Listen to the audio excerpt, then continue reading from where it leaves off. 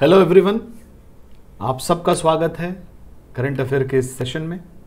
हम लोग इन्वायरमेंट और इकोलॉजी से संबंधित करंट अफेयर पढ़ रहे हैं और पिछली क्लास में हम लोगों ने इंटरनेशनल कन्वेंशंस और ट्रीटीज़ के बारे में देखा जो हमारे इन्वायरमेंट और इकोलॉजी में परीक्षा के दृष्टिकोण से काफ़ी इम्पॉर्टेंट है। प्यारे बच्चों, इसमें जो मेरा अप्रोच है सिर्फ इंटरनेशनल कन्वेंशन और ट्रीटीज़ ही न बताने का, अपितु आपको एक क्रैश कोर्स के रूप में वो सारी चीज़ें बता देने का जिसको आप पे पुनः या तो आपको ध्यान देना है या तो पुनः पढ़ना है। पिछली क्लास में हम लोगों ने काफ़ी ट्रीटीज़ और कन्वेंशंस देखे, कार्ताजेना, स्टॉकहोम या फिर transboundary long range pollutant के लिए convention, Vienna convention, Montreal protocol, इन सब को पढ़ करके हम लोग पहुंच चुके थे बसेल कन्वेंशन के पास। बसेल कन्वेंशन प्यारे बच्चों ये भी ट्रांस बाउंड्री मूवमेंट के लिए बनाया गया है। ऐसे केमिकल्स, ऐसे पदार्थ जो कि मानव स्वास्थ्य के लिए अथवा मानव के पर्यावरण के लिए नुकसानदायक हैं और उनका डिस्पोजल बहुत ही सावधानी से होना चाहिए। ऐसे पदार्थ को जब ट्रांस बाउंड्री माइग्रेशन करना हो, मूवमेंट करना हो, तो उसे बसेल कन्वेंशन के हिसाब से वो मूवमेंट इंश्योर होता है और ये कन्वेंशन 1989 में प्रकाश में आया। तो आइए चलिए एक बार हम लोग देखते हैं बसेल कन्वेंशन को, और मैं पेन का कलर बदल लूँ ताकि आपको क्लियर दिखाई पड़े। 1889 में बसेल कन्वेंशन जो कि कंट्रोल करता है ट्रांस बाउंड्री मूवमेंट को, हजार्डस वेस्ट और उनके डिस्पोजल को। हजार्डस वेस्ट और उनके डिस्पोजल, ये हजार्डस वेस्ट कुछ भी हो सकते हैं जो मनुष्य के लिए अथवा उसके पर्यावरण के लिए नुकसानदायक हो। तो याद रखिएगा, बहुत छोटे छोटे डिफरेंसेस हैं हजार्डस वेस्ट। अच्छा, ये एक चीज़ और ध्यान रखने योग्य है कि बसेल कन्वेंशन के अंतर्गत सारे हजार्डस वेस्ट नहीं आते। कुछ हजार्डस वेस्ट स्पेशल होते हैं और उन्हें स्पेशली उसका ट्रीटमेंट होना चाहिए, जैसे कि रेडियो एक्टिव वेस्ट मटीरियल। जब हम लोग न्यूक्लियर रिसर्च पढ़ते हैं बच्चों, तब रेडियो एक्टिव वेस्ट मटेरियल के बारे में पढ़ा जाता है कि रेडियो एक्टिव जो वेस्ट है उसका निस्तारण कैसे होना चाहिए। क्योंकि रेडियो एक्टिव रिसर्च, यूँ कह लीजिए रेडियो एक्टिव से संबंधित जो न्यूक्लियर रिसर्च होता है वो एक ड्यूअल टेक्नोलॉजी से संबंधित है। ड्यूअल टेक्नोलॉजी वो तकनीकियाँ होती हैं बच्चों इन्हें मैं अपने शब्दों में दो धारी तलवार कहता हूँ। ड्यूअल टेक्नोलॉजी जैसे कि न्यूक्लियर रिसर्च, इसको आप विनाशकारी प्रक्रियाओं में भी उपयोग में ला सकते हैं, यानी दुरुपयोग कर सकते हैं, और निर्माणकारी। विनाशकारी का मतलब है इससे आप एटम बम बना लीजिए, इससे आप हाइड्रोजन बम बना लीजिए। ठीक है बच्चों, तो ड्यूअल टेक्नोलॉजी भी कभी कभी पूछी जाती हैं, तो ध्यान रखिएगा। हाइड्रोजन बम, न्यूक्लियर बम, ये क्या हैं? ये विनाशकारी प्रक्रियाएं हैं, कैटास्ट्रॉफ क्रिएट कर सकती हैं, और अगर आप इसे कंट्रोल कर ले गए तो आप न्यूक्लियर रिएक्टर बना सकते हैं और न्यूक्लियर रिएक्टर से आप विद्युत ऊर्जा उत्पन्न कर सकते हैं, जिससे आप अपनी इकॉनमी को ग्रो करा सकते हैं। तो ऐसी तकनीकी जिसका आप निर्माण और विनाश दोनों में उपयोग कर लें, ऐसी तकनीकी को ड्यूअल टेक्नोलॉजी कहा जाता है। और ये ड्यूअल टेक्नोलॉजी अगर गलत हाथों में पड़ जाती है तो ये मनुष्य, पूरे मानव जाति, पूरी सिविलाइजेशन के लिए खतरा हो सकती है। मान लीजिए ये तकनीकी अगर जो टेररिस्ट ऑर्गेनाइजेशंस हैं उनके हाथ में पड़ जाए तो क्या स्थिति हो सकती है, आप इसका अंदाज़ा लगा सकते हैं। ठीक है बच्चों, तो बसेल कन्वेंशन के तहत न्यूक्लियर वेस्ट नहीं आते, रेडियो एक्टिव वेस्ट नहीं आते, और बाकी वेस्ट आते हैं। तो आइए जरा पढ़ते हैं बसेल कन्वेंशन। ध्यान रखिएगा, इसमें रेडियो एक्टिव वेस्ट नहीं आते। उसके लिए इंटरनेशनल एटॉमिक एनर्जी एजेंसी और उससे जुड़ी कई सारी एजेंसीज हैं जो काम करती हैं ताकि ऐसी ड्यूअल टेक्नोलॉजी को यूं ही एक देश से दूसरे देश तक या फिर गलत हाथों में पहुंचने से रोका जा सके। So let's talk about Basel convention. It is an international treaty that was designed to reduce the movement of hazardous waste between nation and specifically to prevent transfer of hazardous waste from developed to less developed countries. ऐसा था बच्चों कि जो developed country थे वहाँ से less developed country में इस तरह के हजार्डस वेस्ट ट्रांस माइग्रेट होते थे। वो कहीं कहीं आप देखें कि कुछ दवाएं ऐसी हैं जो कि डेवलप्ड कंट्री में बैन हो चुकी हैं, लेकिन डेवलपिंग कंट्री में वो आज भी चल रही हैं। तो इस बसेल कन्वेंशन के तहत वो दवाएं भी आती थीं, लेकिन चूंकि डेवलपिंग कंट्री के पास और कोई चारा नहीं था पैसे कम हुआ करते थे तो उन दवाओं का साइड इफ़ेक्ट होने के बावजूद भी यूज़ आज भी 21वीं सदी में भी हो रहा है। यहाँ तक कि भारत में भी कुछ ऐसी दवाएं हैं जो पश्चिमी देशों में बैन हैं, फिर भी यहाँ पे यूज़ की जाती हैं। ठीक है बच्चों, तो ऐसे हजार्डस वेस्ट जो कि मानव के स्वास्थ्य के लिए अथवा मानव के पर्यावरण के लिए खतरनाक हैं, उनका ट्रांस बाउंड्री माइग्रेशन या मूवमेंट रोकने के लिए, रेगुलेट करने के लिए बसेल कन्वेंशन बनाया गया था। सबसे इंपॉर्टेंट बात, it does not however address the movement of radioactive waste. मैंने आपको बताया डुअल टेक्नोलॉजी है, यूं ही इसको आप किसी के हाथों में नहीं दे सकते, अन्यथा आपको पता है टेररिस्ट ऑर्गेनाइजेशन इसका गलत इस्तेमाल कर सकते हैं। The convention is also intended to minimise the amount and toxicity of waste and to assist LDCs. LDCs means lower developed country. Are you getting this? In environmentally sound management of the hazardous and other waste they generate. तो ये hazardous waste के संबंधित treaty है ताकि एक तो इसका regulation हो सके मूवमेंट का डेवलप्ड कंट्री से जो लेस डेवलप्ड कंट्री हैं वहाँ पे, और अगर लेस डेवलप्ड कंट्री में ये यूज़ हो रहा है उस स्थिति में भी ये एनवायरनमेंट को ज़्यादा नुकसान न पहुँचाए, इस तरह की चीज़ों का ध्यान देना है इस ट्रीटी के, इस कन्वेंशन के हिसाब से। ठीक है बच्चों, अगला ये जो कन्वेंशन है ये एजेंडा 21 है। 1992 मानव इतिहास में वह साल है बच्चों जो कि मानव को, संपूर्ण विश्व के मानव को जागरूक करता है, जगाता है पूरे विश्व को कि मानव आपने अपना जो एनवायरनमेंट है, अपनी जो पारिस्थितिकी है, उसको आपने बर्बाद करना शुरू कर दिया है। समय रहते अगर आप नहीं जगते हैं तो मामला गड़बड़ होगा। तो एजेंडा 21 1992 में एक अर्थ समिट हुई है बच्चों, United nation conference on environment and development, UNCED। ये समिट होती है रियो द जेनेरियो में, जिसको कालांतर में अर्थ समिट के नाम से जाना जाता है। अर्थ समिट ये पहली अर्थ समिट है जो 1992 में हुई है बच्चों, और इस अर्थ समिट में बहुत सारी ऐसी चीज़ें हुई हैं जो हम ग्रेजुअली देखेंगे, जहां से मनुष्य एक जागरूक हुआ है और एक रूपता के साथ अपने एनवायरनमेंट को अच्छा करने के लिए, जो भी एनवायरनमेंट में गड़बड़ियां हुई हैं उसको सुधारने के लिए एक स्टेज पे आए हैं। और ये अर्थ समिट का एक ब्रेन चाइल्ड है, या यूं कह लीजिए अर्थ समिट से निकला हुआ एक एजेंडा है जिसको एजेंडा 21 कहा जाता है। 21 इसमें जो संख्या है वो डिनोट करती है 21st सेंचुरी को। ठीक है, तो यहीं से शुरुआत करते हैं। एजेंडा 21 शुरुआत होती है अर्थ समिट रियो दी जेनेरियो में। Agenda 21 is a comprehensive blueprint. ये कॉम्प्रिहेंसिव ब्लूप्रिंट है, मैप है of action to be taken globally, nationally and locally by organizations of United Nations, government and major group in every area in which human affect the environment। ये एक blueprint है, एक map है जिसके तहत हमें कार्य करना है।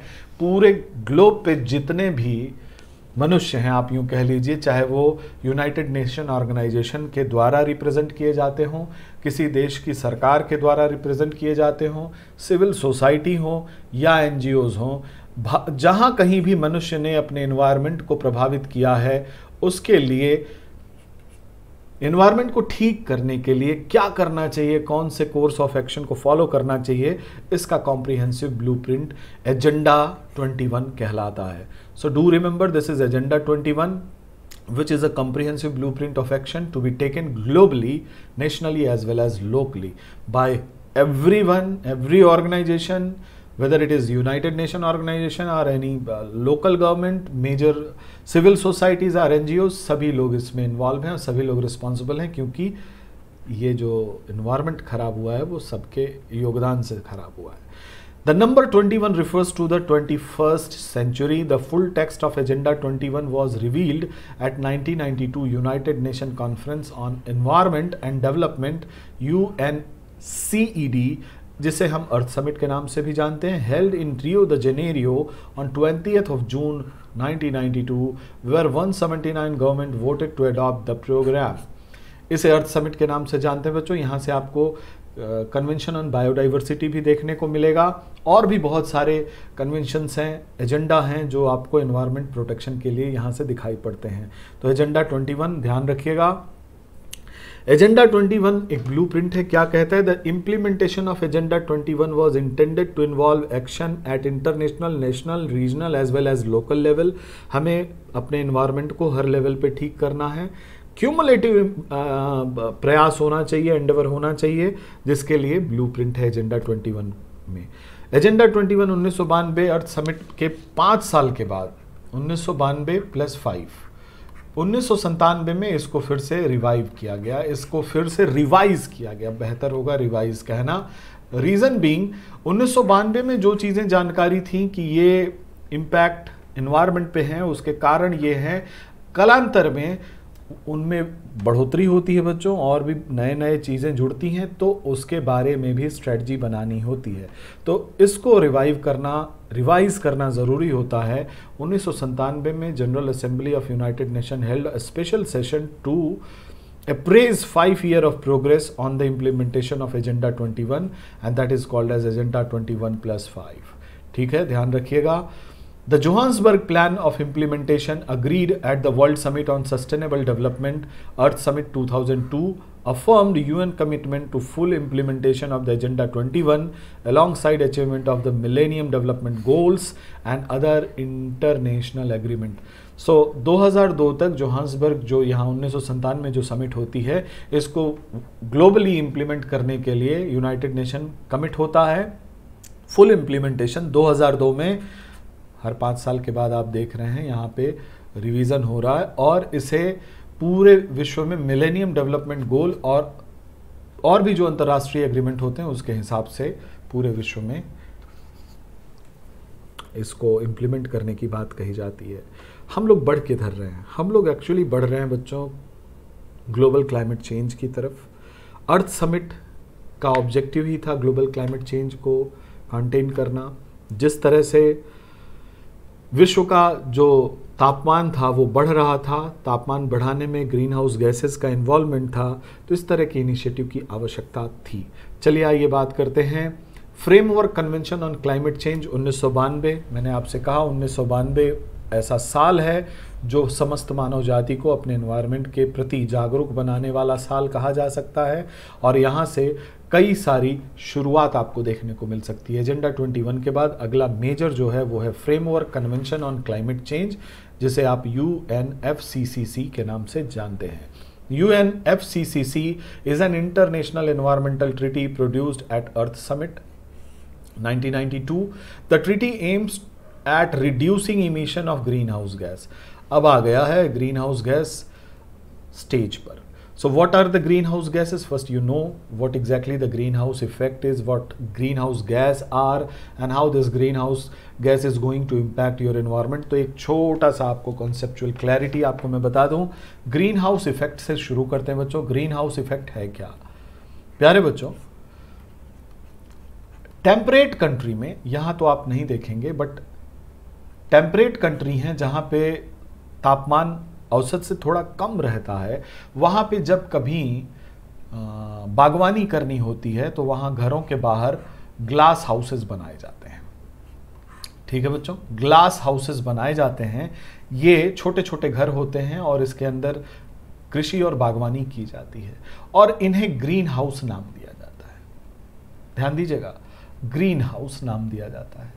ये ग्लास हाउसेस करते क्या हैं? जब इन पे सूर्य का प्रकाश पड़ता है तो कई बार रिफ्लेक्शन के कारण इसके अंदर का तापमान बाहर के तापमान से बढ़ जाता है। बाहर तापमान सब 0 डिग्री या उससे भी नीचे हो सकता है, लेकिन ग्रीन हाउस के अंदर तापमान सूर्य के प्रकाश में कुछ ऐसा बना रहता है कि जहां आप खेती कर सकें, जहां फ्रॉस्ट का एक्शन नहीं होगा और आप अपने पेड़ पौधे सब्जियां उगा सकते हैं। इन्हें हम ग्रीन हाउस कहते हैं, और चूंकि इसके अंदर तापमान बाहर के तापमान से बढ़ जाता है तो ये जो प्रभाव है उसे ग्रीन हाउस प्रभाव या ग्रीन हाउस इफेक्ट कहते हैं, जो बढ़े हुए तापमान को संदर्भित करता है। So it is synonymous to rise in temperature in temperate country. The glass houses are utilized in order to increase the surrounding temperature, which is at sub-0 degree, in order to have a kind of gardening, or you can say vegetable or sericulture olericulture, etc. So this is called as greenhouse effect. And on Earth, you are going to have carbon dioxide in your atmosphere, which is of 0.3%. Then methane, you are going to have, then water vapor also. You are going to have nitrogen oxides and chlorofluorocarbon, hydrofluorocarbon, and something like that. These are the gases which are responsible for global warming. So let me give you a kind of information what exactly the global warming is and is it necessary phenomena or not. प्यारे बच्चों, green house effect का नाम जो है बदनाम किया गया, मैं यही कहूँगा। समझने के लिए आप थोड़ा ध्यान दीजिएगा। यहाँ ग्रीन हाउस इफेक्ट जो है एक ग्रीन हाउस बनाया गया, उसमें पौधों को उगाने के लिए यूज किया जा रहा है। It is good, it is for goodness. Are you getting? पृथ्वी के ग्रीन हाउस इफेक्ट को कॉज करने वाले जो गैसेस होती हैं वो यही हैं, कार्बन डाइऑक्साइड, मीथेन इत्यादि। ये गैस हमारे वायुमंडल में होती हैं तथा जब पृथ्वी से इंसुलेशन टकरा करके लॉन्ग वेव टेरेस्ट्रियल रेडिएशन के रूप में वापस जा रहा होता है तो इन गैसों के द्वारा वो long wave terrestrial radiations absorb कर लिए जाते हैं। जैसे ही वो long wave terrestrial radiation absorb होता है, पृथ्वी का जो वायुमंडल है वो गर्म होने लगता है। पृथ्वी का एवरेज जो टेम्परेचर है बच्चों वो 15 डिग्री सेंटीग्रेड है। ये वो टेम्परेचर है जो न तो बहुत ज़्यादा गर्म न तो बहुत ज़्यादा ठंडा। ये पृथ्वी पे लाइफ के ओरिजिन के लिए बेस्ट टेम्परेचर है, जो कि आप सबको पता है पृथ्वी किस जोन में पाई जाती है। उसका नाम होता है गोल्डीलॉक्स जोन। कई सारी चीज़ें मैं एक साथ कवर कर रहा हूं, हो सकता है आपको थोड़ा जल्दी में ना समझ में आए। गोल्डीलॉक्स जोन ये वो जोन होता है, हर किसी तारे के पास ऐसा जोन होता है जो न तो बहुत ठंडा होता है न तो बहुत गर्म होता है, जहां पानी लिक्विड स्टेट में रह सकता है। So what is the requirement? The liquid state of water is required for origin of life. ये गोल्डीलॉक्स जोन की बात है और यही अर्थ है जहां का एवरेज टेम्परेचर 15 डिग्री सेंटीग्रेड है। ये वो तापमान है जिसपे अर्थ पे एक इक्विलिब्रियम, एक साम्य स्थापित है। यहाँ समंदर है, लगभग 71% भाग में समंदर हैं और पोल पर आइस शीट है। ये है आइस जिसको आप पोलर आइस के रूप में जानते हैं। प्यारे बच्चों, जब ये टेम्परेचर 15 डिग्री सेंटीग्रेड है तो मामला ठीक ठाक है। जैसे ही आपने ग्लोबल वार्मिंग की, जैसे ही आपने कार्बन डाइऑक्साइड का कंसंट्रेशन बढ़ा करके 250 ppm से 370 कर दिया, जो कि आज की डेट में है, ठीक है, ppm पार्ट्स पर मिलियन, वैसे ही ये जो एवरेज टेम्परेचर है वो 3 से 4 डिग्री सेंटीग्रेड तक बढ़ जाएगा। प्रोजेक्टेड टाइम है 2100 सदी में। 2100 जब चल रहा होगा उस समय 3 से 4 डिग्री एवरेज टेम्परेचर पृथ्वी का बढ़ चुका होगा। एट दैट वेरी टेम्परेचर ये जो पोलर आइस हैं ये मेल्ट होंगी। ध्यान दीजिएगा, ग्लोबल वार्मिंग क्या है? इन गैसों की अधिकता के कारण पृथ्वी का जो एवरेज टेम्परेचर है 15 डिग्री सेंटीग्रेड टेम्परेचर वो बढ़ जाए। और ऐसा माना जाता है कि 0.8 डिग्री सेंटीग्रेड टेम्परेचर हर सदी में, पिछली सदियों में बढ़ा है और 2100 में ये 3 से 4 डिग्री तक बढ़ जाएगा। उस स्थिति में दो बात होंगी बच्चों, दोनों का ध्यान रखिएगा। एक तो होगा पोलर आइस मेल्ट होगी। पोलर आइस मेल्ट होगी तो पानी जाएगा कहाँ? पानी आएगा जो ट्रॉपिकल कंट्री हैं, जो ट्रॉपिकल कंट्री कहना गलत होगा, जो कोस्टल कंट्री हैं वहाँ पे सी लेवल राइज होगा। और जब सी लेवल राइज होगा तो कोस्टल कंट्री सबमर्ज्ड होंगी। बहुत बड़ा माइग्रेशन होने वाला है अगर इसको ना रोका गया तो। जब वो कंट्री सबमर्ज्ड होंगी तो वहाँ की खेती चली जाएगी, वहाँ के रिसोर्सेस पानी में चले जाएंगे। ठीक है, 1 मीटर ही पानी में जाएंगे, लेकिन आप जलचर नहीं हैं, आप स्थल पे रहने वाले जीव जंतु हैं, आपको जल में नहीं रखा जा सकता। फिर आप माइग्रेट करोगे। माइग्रेट कहाँ करोगे? उन एरिया में करोगे जहाँ पे ऊंचाई है। अब आप वहाँ पहुँच के ओवर क्राउडिंग करोगे। ओवर क्राउडिंग ठीक वही सिचुएशन क्रिएट होगी जो कि आजकल हम स्लम्स में देखते हैं। All the mega cities who is beyond their carrying capacity, they are inhabiting people beyond their carrying capacity have so many problems which we can see in slums area that include unhygienic condition, competition for resources, criminal activities. Are you getting this? Scarcity of potable water. ये सारी समस्याएं आने वाली हैं just because of this global warming. एक तरीका तो ये होगा कि आइस मेल्ट हो जाए। दूसरा है बच्चों नेचुरल फिनोमेना है, आप सब जानते हैं जब टेम्परेचर ताप बढ़ता है तो किसी भी पदार्थ में एक्सपेंशन होता है। ये हम लोग फिजिक्स में जब जनरल क्लास चलेगी हम लोग डिटेल में पढ़ेंगे। Whenever there will be increase in temperature there will be expansion. और यूपी पीसीएस में 75 बार पूछा हुआ ये सवाल है कि रेलगाड़ियों की पटरियों के बीच में थोड़ी सी जगह छोड़ दी जाती है, क्यों? तो इसका उत्तर जान लीजिए। There will be thermal expansion and whenever there will be thermal expansion, इनकी लेंथ बढ़ेगी और अगर जगह ना छोड़ी जाए तो ये पटरियां मुड़ जाएंगी, फिर पटरी डिफॉर्म हो जाएगी। अब जरा देखिए, पानी भी तो इसके भी मॉलिक्यूल हैं पास पास। जैसे ही टेम्परेचर बढ़ेगा इनके मॉलिक्यूल दूर दूर होंगे, बिकॉज इंटरमॉलिक्यूलर जो स्पेस है वो बढ़ता है, थर्मल एक्सपेंशन होगा। एक तो पानी एक्स्ट्रा ऐड हो रहा है। एक्स्ट्रा ऐड कहां से हो रहा है? आपने पोलर आइस मेल्ट करा दी। दूसरा थर्मल एक्सपेंशन हो रहा है और दोनों का ये प्रभाव होगा बच्चों sea level rise. Sea level अगर यहां है तो it will rise up to this, और सी लेवल राइज हुआ तो ये है आपका लैंड एरिया, पानी आएगा इधर और आपको जाना होगा इधर। Are you getting this?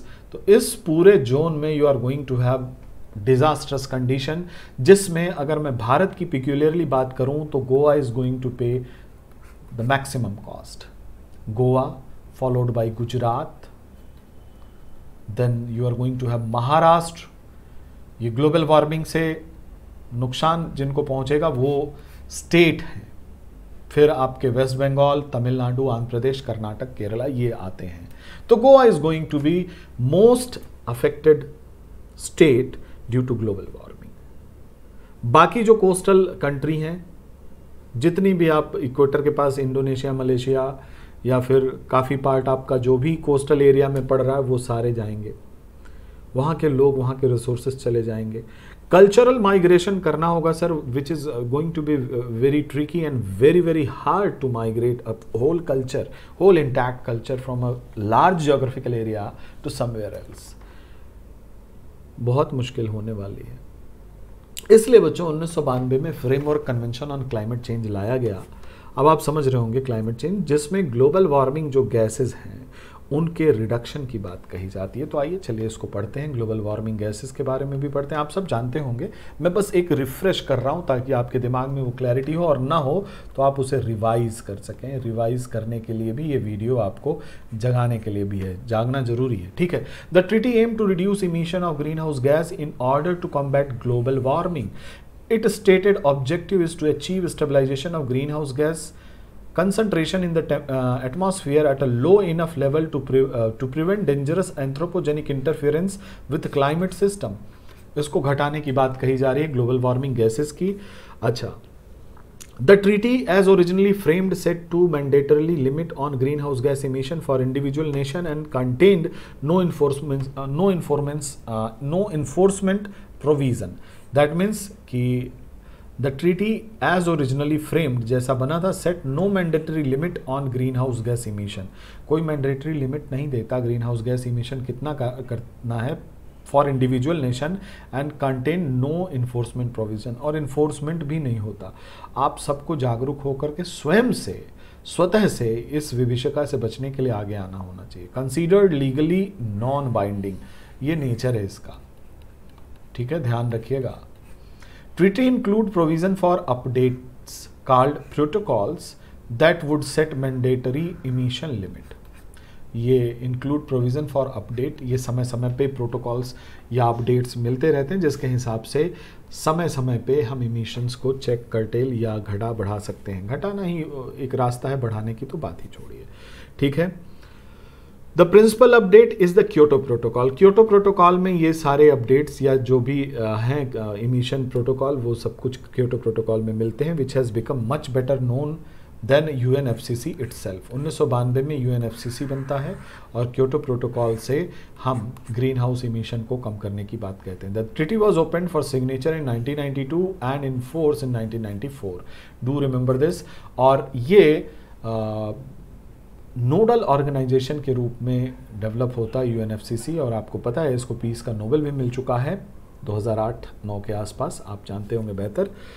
तो ये है आपका framework convention on climate change. 1992 में एक चीज़ और होती है, वो है convention on biological diversity. Convention on biological diversity conservation की बात यहाँ से शुरू होती है बच्चों। Why? Because we are doing industrialisation, urbanisation and we are going for excessive habitat loss, or that excessive habitat loss result in loss of biodiversity. So what do you mean by biodiversity? You all people know that totality of gene, species, ecosystem of that very area is termed as biodiversity. सरल भाषा में कहें तो एक किसी क्षेत्र विशेष के अंदर रहने वाले समस्त जीव जंतु, समस्त वनस्पतियों और उनमें निहित जो जीन हैं, डीएनए हैं, उन सब की टोटलिटी, जो उस पूरे लैंडस्केप में जितने भी इकोसिस्टम हैं, उन सब को हम बायोडाइवर्सिटी कहते हैं, जैव विविधता कहते हैं। Totality of gene, species, ecosystem of particular area is called as biodiversity of that particular area. और ये बायोडाइवर्सिटी लॉस हो रही है, ये बायोडाइवर्सिटी तेजी से खत्म हो रही है, डिसइंटीग्रेट हो रही है, just because of anthropogenic activity. और इसको बचाना हमारा परम धर्म है, कर्तव्य है, और इसको अगर नहीं बचाए तो हम भी पेरिश हो जाएंगे, इसमें कोई दो राय नहीं। कैसे बायोडाइवर्सिटी हमसे रिलेटेड है या पूरे इकोसिस्टम से रिलेटेड है बच्चों, इसको पहले समझते हैं। एक तो बात समझ में आ गई आपको, totality of gene, species and ecosystem of that particular area is biodiversity, and why this biodiversity is going to be important for us as well as entire ecosystem. Let's understand it. आप सबने पढ़ा होगा बच्चों कि there is producers, the plants are the producer, जो कि क्या करते हैं, फोटोसिंथेसिस करते हैं, ये अपना खाना खुद बनाते हैं। आप कहोगे हम भी अपना खाना खुद बनाते हैं, लेकिन नहीं, आप रॉ मटेरियल इन प्लांट से ही लेते हो। फोटोसिंथेसिस करते हैं भाई, ये कार्बन डाइऑक्साइड लेते हैं एटमॉस्फेयर से, ठीक है, और इस कार्बन डाइऑक्साइड को क्लोरोफिल इनकी पत्तियों में पाया जाता है, पिगमेंट है ये क्लोरोफिल। हम लोग जनरल साइंस जब पढ़ेंगे, तो जब बॉटनी में पढ़ाऊंगा आपको तो डिटेल में बताऊंगा। कार्बन डाइऑक्साइड क्लोरोफिल की सहायता से ग्लूकोज में बदल दिया जाता है, और इस प्रक्रिया में ध्यान दीजिएगा, ऑक्सीजन भी इवॉल्व होती है, और यह प्रक्रिया सनलाइट के प्रेजेंस में होती है। यहीं से हम इकोलॉजी की शुरुआत करते हैं। मैं शॉर्ट में बताऊंगा, आपको समझ में आ जाएगा, उम्मीद करता हूं। यह कार्बन डाइऑक्साइड आपने एटमॉस्फेयर से लिया, आपने का मतलब ये प्रोड्यूसर भाई साहब हैं, इनको ऑटोट्रॉप भी कहते हैं, ये स्वपोषी हैं, ये अपना भोजन स्वयं बनाते हैं प्रकृति से। ये कार्बन डाइऑक्साइड लेते हैं, पानी वानी मिलाते हैं, इनकी रेसिपी यही है। सनलाइट के प्रेजेंस में, क्लोरोफिल के प्रेजेंस में ये ग्लूकोज बना लेते हैं, और ये ग्लूकोज बाद में स्टार्च के रूप में कन्वर्ट हो जाता है, और इस स्टार्च को हम लोग खाते हैं, चाहे वो सीरियल्स के रूप में, पल्स के रूप में, किसी भी रूप में जब हम खाते हैं तो ये स्टार्च फिर आगे बढ़ता है। तो ये होते हैं प्रोड्यूसर, और इन्हीं प्रोड्यूसर पे जो डिपेंडेंट होते हैं, directly dependent, they are called as consumer. उपभोक्ता कहे जाते हैं, और उपभोक्ता प्राइमरी होते हैं, प्राथमिक उपभोक्ता, सेकेंडरी उपभोक्ता और टर्शियरी उपभोक्ता। तीन तरह के उपभोक्ता होते हैं, कंज्यूमर होते हैं। प्राइमरी उपभोक्ता में सारे के सारे शाकाहारी हैं, हर्बीवोर हैं, ठीक है बच्चों। बाकी सेकेंडरी उपभोक्ता में वो हैं जो शाकाहारियों को खाते हैं और शाकाहार भी करते हैं, मतलब दोनों कर सकते हैं। और टर्शियरी जो कंज्यूमर हैं, दे आर प्योर कार्निवोर्स, जैसे शेर, ईगल, ये कभी घास नहीं खाएंगे, ये हमेशा फ्लैश खाते हैं, ठीक है। तो दीज आर द कंज्यूमर जो कि इस प्रोड्यूसर ऑटोट्रॉप पे डिपेंडेंट रहते हैं, ठीक है बच्चों। यही ग्लूकोज आपको ऊर्जा प्रदान करती है। ऊर्जा जो यहाँ प्रकाश ऊर्जा के रूप में आई थी, इसी प्रकाश को आपने रासायनिक ऊर्जा में परिवर्तित कर दिया। प्यारे बच्चों, आप एक चीज और देख रहे होंगे, ऊर्जा संरक्षण का नियम आपको दिखाई पड़ रहा होगा। ऊर्जा न तो उत्पन्न की जा सकती है, न तो नष्ट की जा सकती है, लेकिन उसे एक रूप से दूसरे रूप में बदला जा सकता है। These all things our basics, और जब हम लोग क्लास में होंगे तो ये बेसिक्स बिल्कुल आप बोलना शुरू करोगे। Are you getting this? तो यहाँ प्रकाश ऊर्जा को हमने रासायनिक ऊर्जा में बदला, हमने का मतलब ये ऑटोट्रॉफ्स ने, ये पेड़ पौधों ने बदला। इसमें एक चीज और देख रहे हैं बच्चों, बहुत इंपॉर्टेंट एस्पेक्ट यहाँ आपको देखना चाहिए, ध्यान भी रखना चाहिए, इवोल्यूशन ऑफ ऑक्सीजन। ऑक्सीजन का इवोल्यूशन होता है पहली बार जब फोटोसिंथेसिस होती है पृथ्वी पे। पृथ्वी के वायुमंडल में ऑक्सीजन नहीं था, जो प्रिमिटिव वायुमंडल था उसमें ऑक्सीजन नहीं था। जब प्रादुर्भाव हुआ है साइनोबैक्टीरिया का, ये जब साइनोबैक्टीरिया आए हैं हमारी पृथ्वी पर, साइनोबैक्टीरिया को आप ब्लू ग्रीन एल्गी भी कहते हैं, ये प्रोकैरियोटिक होते हैं। घबराइएगा मत, थोड़ा सा रिवीजन चल रहा है इसलिए मेरे साथ बने रहिए। ये साइनोबैक्टीरिया प्रोकैरियोटिक होते हैं और ये शुरू करते ही पहला फोटोसिंथेसिस इन्होंने ही किया था।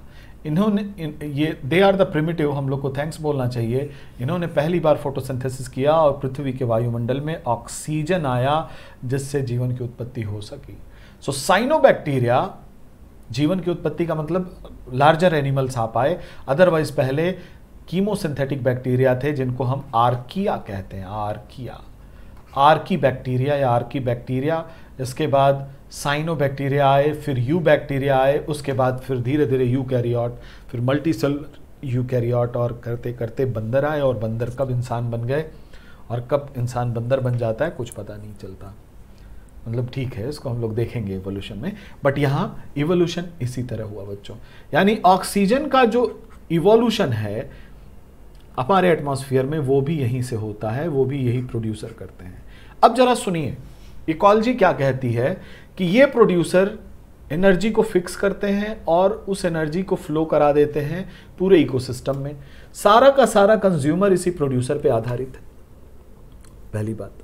दूसरी बात, प्रोड्यूसर एक तो होगा नहीं, कई सारे प्रोड्यूसर होंगे, जैसे आम है, नीम है, यूकेलिप्टस है। यूकेलिप्टस का नाम गलत ले लिया, लेकिन है तो प्रोड्यूसर ही है, बहुत शैतान एग्जॉटिक स्पीसीज है, जहाँ कहीं भी लगाया जाता है वहाँ पे डेजर्टिफिकेशन क्रिएट करता है। स्पेशली इसका नाम मैं इसीलिए लिया कि आप जाने यूकेलिप्टस बहुत अधिक पानी सोखता है ज़मीन से और उस पानी को वाष्पोत्सर्जित भी कर देता है, इसलिए जहाँ कहीं भी यूकेलिप्टस लगाया जाता है वहाँ पे ग्राउंड वाटर टेबल नीचे चला जाता है। आपसे सवाल पूछ सकता है, ठीक है बच्चों। अब जरा देखिए, ये प्रोड्यूसर्स कई तरह के हो सकते हैं। पौधे, ग्रास हो सकती हैं, ट्रीज हो सकते हैं, श्रब हो सकती हैं, झाड़ियां हो सकती हैं, कैक्टस हो सकते हैं, so many example of their.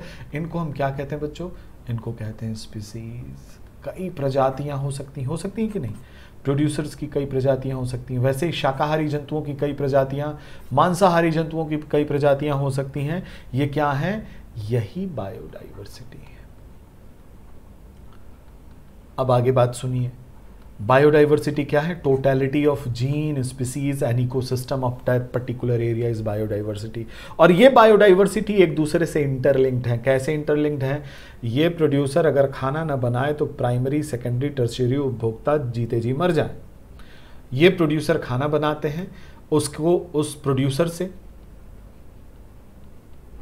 कई सारे प्रोड्यूसर्स हैं, number of producers are there. ये खाना बना करके प्राइमरी जो कंज्यूमर है उनको दे देते हैं। कई सारे प्राइमरी कंज्यूमर भी हैं, so many primary consumer are there.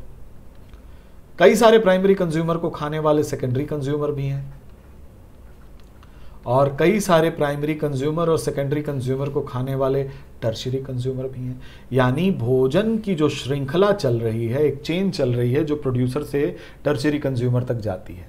जितने अधिक, यहीं से सुनिएगा, why biodiversity is very important. जितने अधिक प्रोड्यूसर्स होंगे, जितने अधिक प्राइमरी कंज्यूमर्स होंगे, सेकेंडरी कंज्यूमर्स होंगे या टर्शियरी कंज्यूमर्स होंगे, उनको भोजन मिलने के उतने ही अधिक रास्ते होंगे, उतने ही अधिक विकल्प होंगे, उतने ही अधिक अल्टरनेटिव्स होंगे। किसके? भोजन के मिलने के। भोजन का मिलना सीधे सीधे एनर्जी फ्लो को दर्शाता है। यानी जितने ही अधिक डाइवर्सिटी होगी उस इकोसिस्टम में एनर्जी फ्लो के उतने ही अधिक विकल्प होंगे। और एनर्जी जब तक फ्लो करती है तब तक कोई भी सिस्टम स्टेबल बना रहता है, और एनर्जी का फ्लो जहां रुका वो सिस्टम डिसइंटीग्रेट होना शुरू करता है। तो एक डाइवर्स इकोसिस्टम स्टेबल इकोसिस्टम होता है। अगर इकोसिस्टम में डाइवर्सिटी ज़्यादा है बच्चों, तो that ecosystem will be stable ecosystem. Why? Because अगर एक रास्ता ब्लॉक हुआ, से फॉर एग्जांपल यहाँ प्रोड्यूसर 10 हैं, उसमें से 6 प्रोड्यूसर मारे गए, किसी तरह से खत्म हो गए, 4 बचे हैं, ये 4 पूरे इकोसिस्टम को संभाल लेंगे। और मान लो अगर 2 ही प्रोड्यूसर रहते और उसमें से एक भी मर जाता, तो एक प्रोड्यूसर के सिर पे सब कुछ आ जाता। It will be a kind of crucial situation. मान लीजिए 10 स्पीसीज हैं जो प्राइमरी कंज्यूमर्स हैं, उनमें से 6 खत्म हो जाएं या 5 खत्म हो जाएं, still 5 are there to survive secondary and tertiary consumer. Are you getting this? तो जितना ही अधिक बायोडाइवर्सिटी होगी वो इकोसिस्टम उतना ही स्टेबल होगा। उम्मीद करता हूं ये बात आप समझ गए होंगे। अच्छा, बायोडाइवर्सिटी से आपको मिलता क्या है? प्यारे बच्चों, आप 5F याद रखिए। 5F biodiversity. एक फॉरेस्ट को इमेजिन कीजिए और ये फॉरेस्ट है और आप हैं मैन ही हैं आप, उम्मीद करता हूं इंसान ही हैं। तो इंसान को अपनी बायोडाइवर्सिटी से क्या क्या चीज़ें मिलती हैं?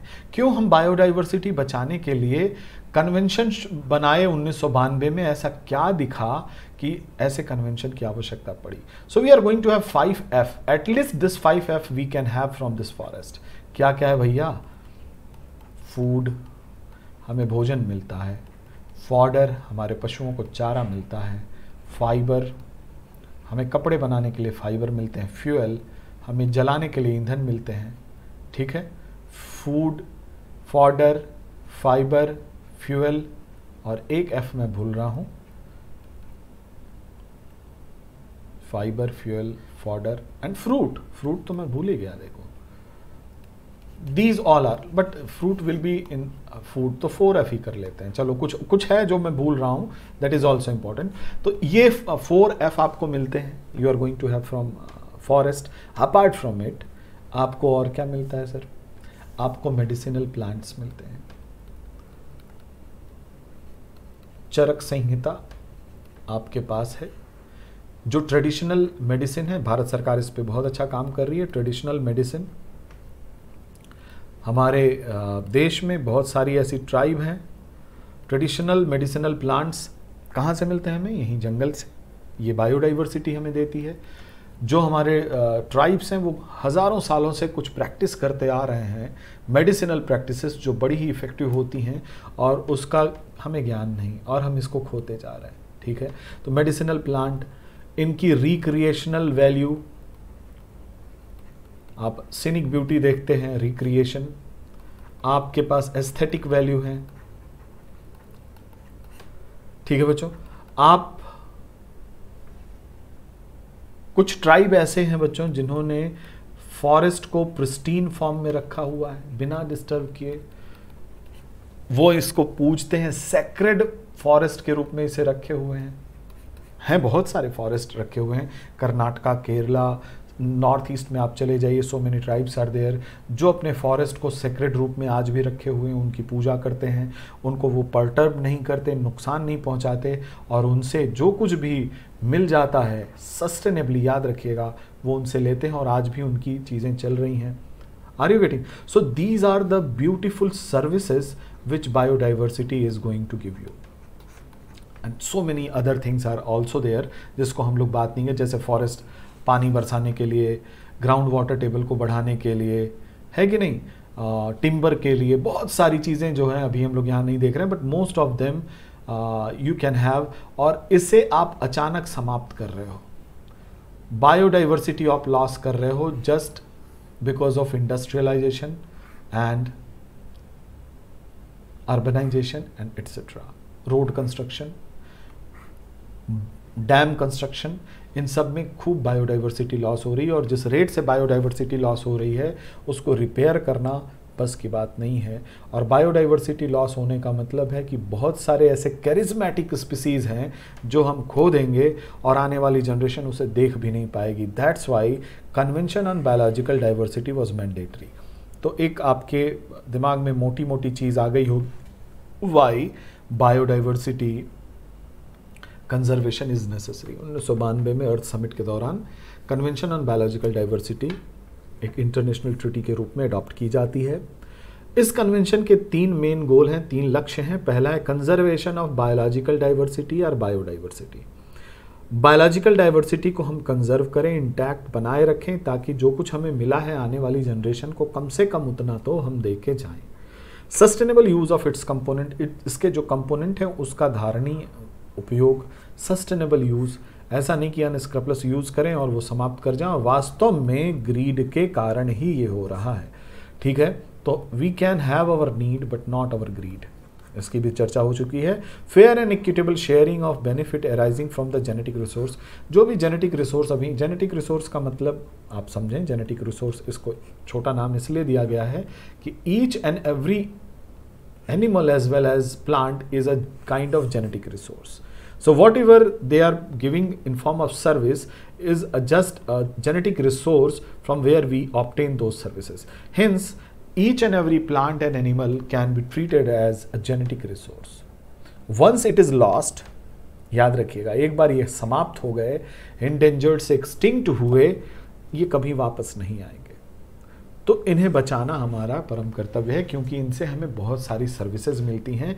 अगर हम सस्टेनेबली इनसे सर्विसेज लेते रहे तो ये रहेंगे और बाकी जनरेशन भी इनका आनंद उठाएगी। ठीक है बच्चों, its objective is to develop national strategy for conservation and sustainable use of biological diversity. Objective क्या था? कंजर्व करें, स्ट्रेटजी ऐसी बना के जिसमें national park, sanctuary, biosphere reserve, बाद में जब प्रोजेक्ट वगैरह चले तो tiger reserve, elephant reserve, crocodile reserve इत्यादि की चर्चा हम लोग आगे जेनरिक क्लास में करते हैं। तो ये सारे स्ट्रेटजी हैं बच्चों, conservation strategy, in situ strategy और एक्स सीटू स्ट्रेटजी, और क्रायोजेनिक प्रिजर्वेशन तक की बात हम करते हैं। Are you getting this? तो इन सीटू वहीं यथास्थान आपको नेशनल पार्क बना दिया, बायोस्फीयर रिजर्व बना दिया।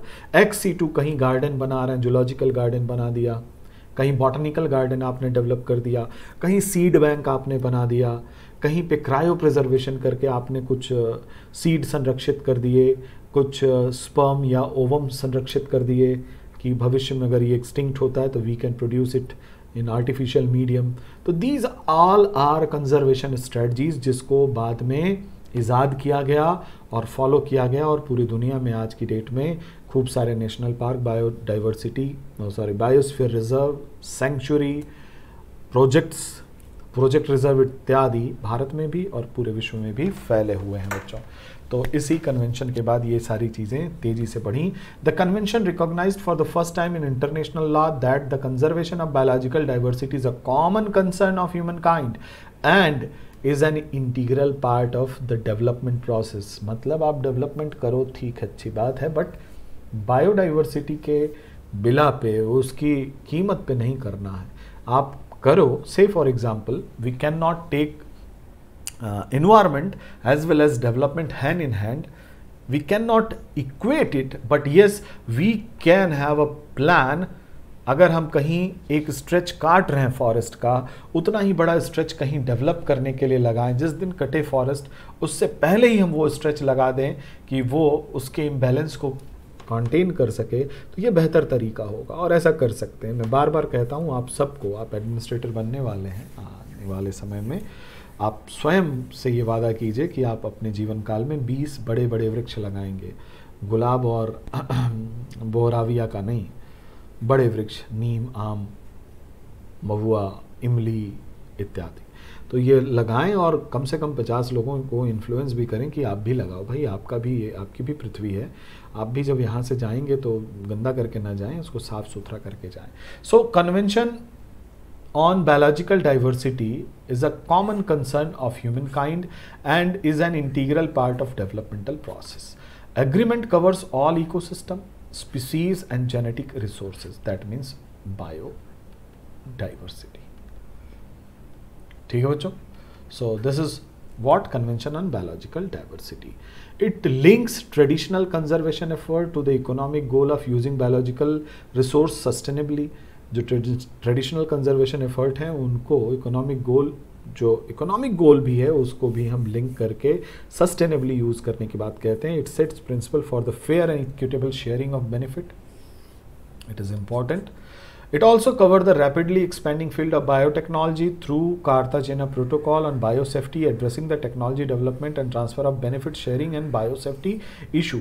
So do remember this Cartagena Protocol जिसमें biosafety और sharing के issues हैं. Biosafety किसका, जो जेनेटिकली मॉडिफाइड ऑर्गेनिज्म है उसका, हम लोग आगे देखेंगे. Importantly the convention is legally binding. Countries that join it are obliged to implement its provision. तो ये लीगली बाइंडिंग है, कन्वेंशन ऑन बायोलॉजिकल डाइवर्सिटी. अगला कन्वेंशन है बच्चों प्रोटोकॉल टू यूएनएफसीसी 1997 में. 1992 में यूएनएफसीसी बना, 1997 में क्योटो प्रोटोकॉल बनता है. आप सबको पता है Kyoto protocol is an agreement made under UNFCCC जो कि कमिट करता है कार्बन डाइऑक्साइड और 5 और भी ग्रीन हाउस गैस के रिडक्शन के लिए. ठीक है. Country that ratify this protocol. Ratify का मतलब समझिएगा, एक तो होता है साइन करना. आपने ट्रीटी साइन कर दी, ट्रीटी साइन कर दी हमने, और दूसरा है sign and ratification. Both sign वाले जो हैं इनके ऊपर ये ऑब्लिगेटरी नहीं होता कि आप उसे माने, लेकिन जिसने जिसने साइन करके उसे रेटिफाई किया है उनके ऊपर ये कंपल्शन है कि आप इसको मानेंगे बच्चों. ठीक है. ये अंतर होता है रेटिफिकेशन प्लस साइन का. सिर्फ सिग्नेचरी होने का मतलब हाँ आपसे हम सहमत हैं, हम भी प्रयास करेंगे कि हम इसे रिड्यूस कर सकें, कार्बन का इमिशन जो है उसमें रिडक्शन ला सकें, लेकिन अगर हम नहीं कर पाते हैं तो हमारे ऊपर ये लीगली बाइंडिंग नहीं होगा. और जो रेटिफाइड है अगर हम नहीं कर पाते हैं तो it will be a legally binding treaty, और हमको इसके लिए पनिश किया जा सकता है, हमें टैक्स किया जा सकता है, या जो भी प्रोविज़न है, या अगले साल उसे फॉरफिट किया जा सकता है कि हम उसको रिडक्शन कर सकें. ठीक है. चूंकि ये पूरे मानव जाति के लिए ज़रूरी था, इसलिए लीगली बाइंडिंग अगर ना भी हो तो भी इसको कम करना आवश्यक है. तो इसमें जो कंट्री हैं वो अपने से भी कम कर रहे हैं, कोशिश कर रहे हैं, और हर देश में आप देख रहे हैं टेक्नोलॉजिकल अपग्रेडेशन. अगर भारत की भी बात करें तो BS1 से शुरू हुआ नॉर्म आज BS6 को पहुंच रहा है. भारत स्टेज 6, हम 2020 से BS6 की व्हीकल को यूज़ कर रहे हैं.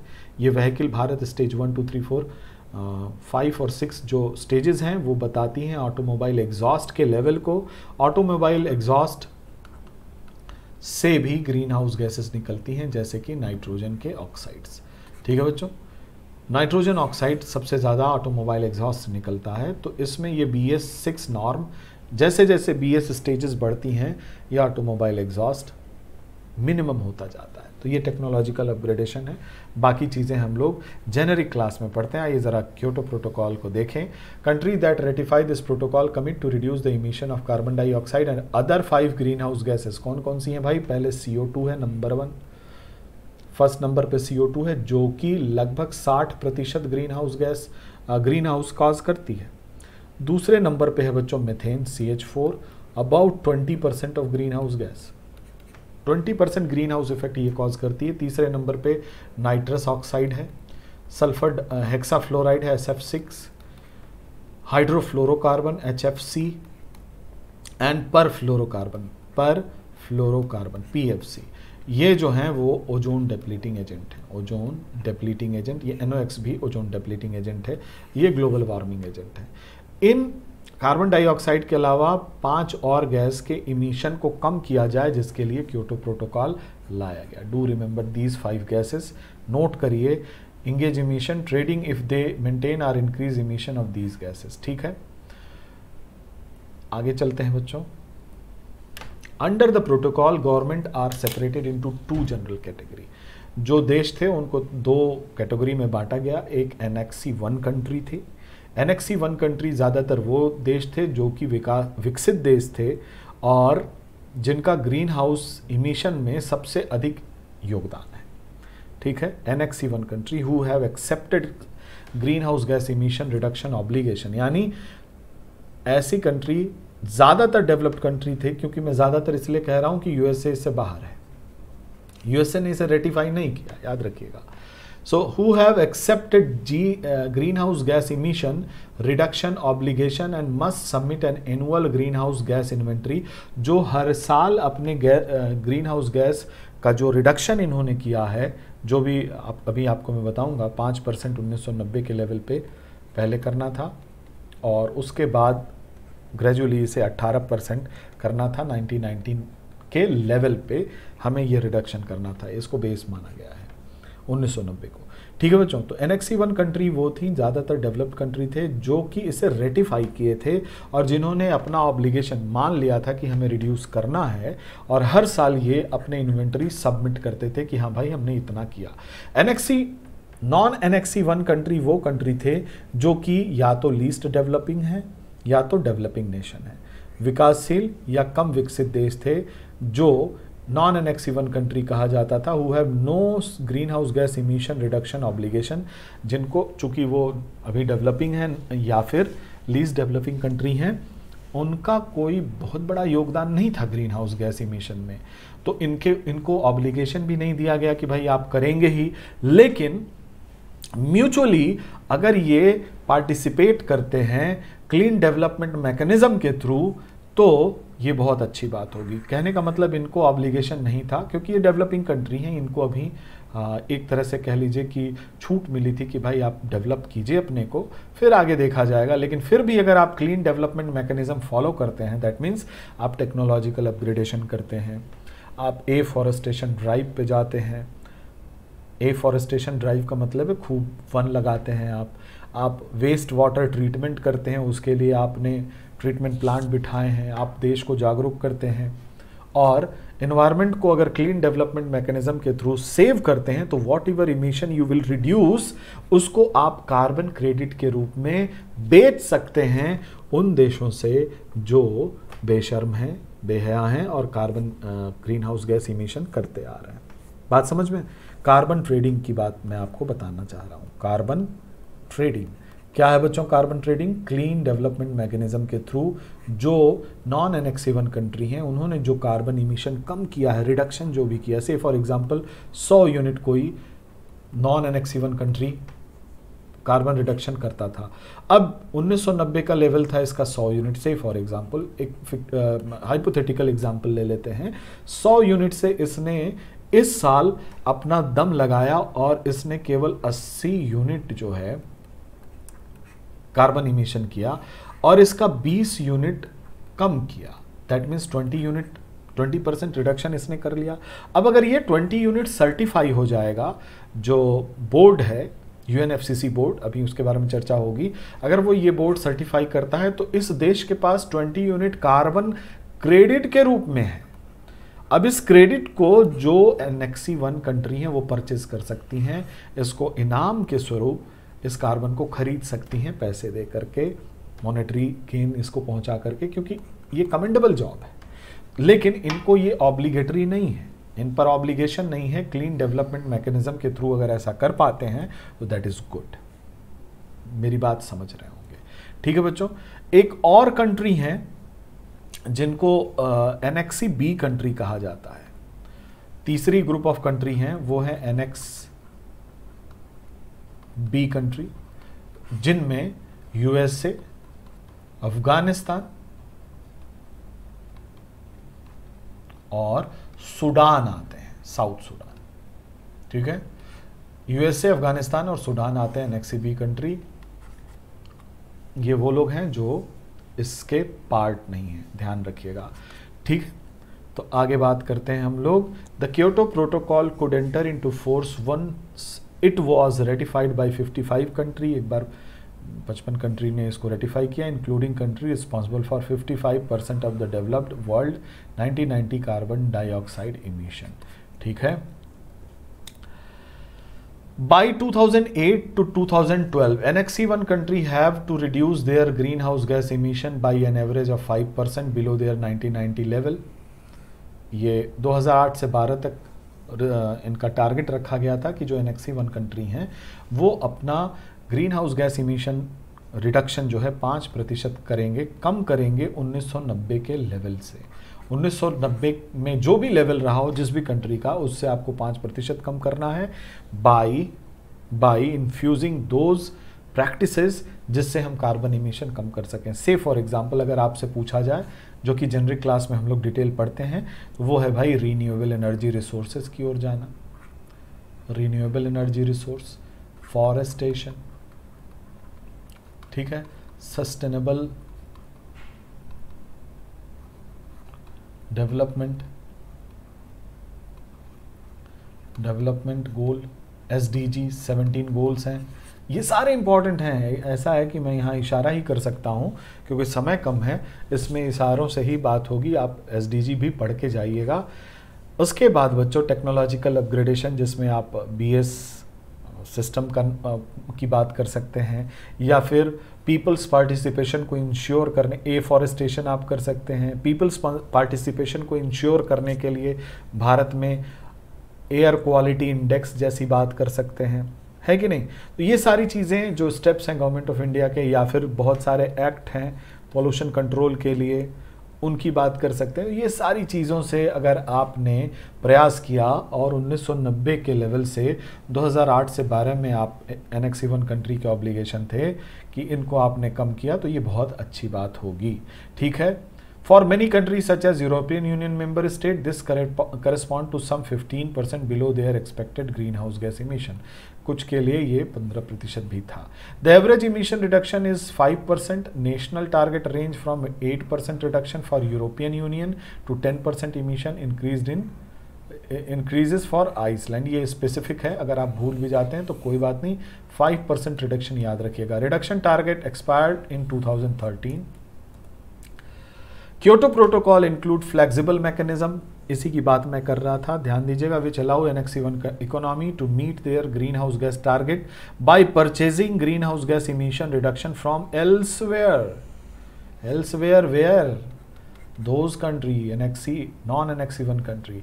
These can be brought either from financial exchange, international emission trading scheme, or from project which reduce emission in non-Annex 1 country economies under the clean development mechanism, or in other Annex 1 country under the joint implementation. So these are the ways and means through which ये जो है carbon credit को खरीद सकते थे। Kyoto protocol. Only CDM executive board accredited certified emission reduction can be brought and sold in this manner. मैंने वो board का नाम बताया, executive board CDM, clean development mechanism executive board ही ये बात सर्टिफाई करता था कि वो जो 20 यूनिट रिडक्शन हुआ है वो सही है कि नहीं, तभी आप इस 20 यूनिट को bought and sold कर सकते थे। Under the aegis of United Nations, Kyoto established this bond-based clean development mechanism, executive board to assess and approve project, CDM project जिनको कहा जाता है, in non-Annex 1 economies prior to the awarding CERS, Certified Emission Reduction, CERS, ठीक है। The protocol entered into force in 2005. Clear है। In Doha Qatar on 8 December 2012 the Doha amendment to the Kyoto protocol was adopted. Doha round बहुत important है बच्चों, Kyoto protocol के अंतर्गत दोहा round adopt किया जाता है। दोहा में अमेंडमेंट कुछ अडॉप्ट किए जाते हैं। During the first commitment period 37 industrialized country and the European community committed to reduce greenhouse gas emission to an average of 5% against 1990. During the second commitment period, parties committed to reduce greenhouse gas emission by at least 18% below the 1990 level in the 8-year period from 2013 to 2020, जो अभी चल रहा है। ये second commitment period है। ये first commitment period 2013 में expire होता है। अब क्या है, रिडक्शन कितना है, 18%। किस लेवल का, 1990। तो ध्यान रखिए 1990 बेस लेवल है। पहले कमिटमेंट पीरियड में 5% रिडक्शन था, दूसरे कमिटमेंट पीरियड में 18% का रिडक्शन है। Annex 1 और नॉन Annex 1 कंट्री हैं। Annex 1 कंट्री ज़्यादातर डेवलप्ड कंट्री हैं जिन्होंने 55% से ज़्यादा ग्रीन हाउस इमिशन किए हैं। उनके पे ये ऑब्लिगेशन है कि आप कम करिए, नहीं करेंगे तो यू विल पेनलाइज्ड। और जो नॉन Annex 1 कंट्री हैं उनको क्लीन डेवलपमेंट मैकेनिज्म के थ्रू ये रिडक्शन करना है, अगर वो कर सकते हैं तो दैट्स गुड। ठीक है, उम्मीद करता हूँ चीज़ें समझ में आई होंगी। The composition of party in the second commitment period is different from the first. कुछ कंपोजिशन में अंतर हुआ है। Belarus, Cyprus, Kazakhstan, Malta are the country added to Annex B3 to the Kyoto protocol. इनको जोड़ा गया Canada, Japan, New Zealand, Russia, USA are out of the annex B list. ये नया वो है, आप इसको ध्यान रखें। और एनेक्स बी लिस्ट से इनको निकाल दिया गया है। Annex B list never ratified, ये रेटिफिकेशन नहीं किया है इन्होंने रेटिफाइड नहीं किया, they are signatory only. So annex B list से इनको बाहर ये निकल गए हैं, खुद से आउट हो गए हैं, ठीक है। तो ये रही बात क्योटो प्रोटोकॉल की। उम्मीद करता हूँ आप समझे होंगे। और इसमें एनेक्स बी कंट्री में अफ़गानिस्तान है, अभी अफ़गानिस्तान और सूडान, ये अभी भी एनेक्स बी कंट्री में हैं। बाकी इन्हें निकाल दिया गया है, इन्हें बाहर, ये खुद बाहर चले गए हैं। क्यों चले गए हैं आप सबको पता है। इनको ग्रीन हाउस इमिशन ये कम करना नहीं चाहते। साथ ही साथ अलग से ये बताते हैं कि ये ग्रीन हाउस इमिशन, जैसे यूएसए को कहो तो वो चाइना और इंडिया पे उंगली दिखाता है, जैसे यूएसए को कहो कि आप इंडस्ट्री से निकालते हैं तो वो कहता है कि आप पैडी के एग्रीकल्चर से भी निकालते हैं। और सही बात भी है, पैडी धान के खेत से भी मीथेन गैस निकलती है, पशुपालन से भी मीथेन गैस निकलती है। तो ये एक कॉन्स्पिरेसी थियरी भी चल रही है, एक दूसरे पे एलिगेशंस लगाना अच्छे से जानते हैं, ये इनका कहना है। अभी कुछ दिन पहले आपने एक रिपोर्ट देखी होगी जिसमें 14.5% जो मीथेन गैस प्रोडक्शन था, it is from animal husbandry, पशुपालन से, पशुपालन यानी दूध उत्पादन और मीट उत्पादन से ये समस्या थी। तो ये जो ग्रीन हाउस इमिशन था, ये ज़्यादातर कौन सी कंट्री कर रही है, ज़्यादातर ब्राज़ील, चाइना, इंडिया जैसी कंट्री से हो रहा है। तो इशारा यूएसए का इधर था। तो इस तरह की चीज़ें चल रही हैं और आप समसामयिक विषयों को ध्यान में रखिएगा। बाकी क्योटो प्रोटोकॉल आपके साथ में। अगली क्लास में हम लोग, आज काफ़ी समय हो गया, रॉटरडम कन्वेंशन से आगे चलेंगे और आगे की यात्रा और भी मज़ेदार है, उसको हम लोग कल देखते हैं। Thank you for today.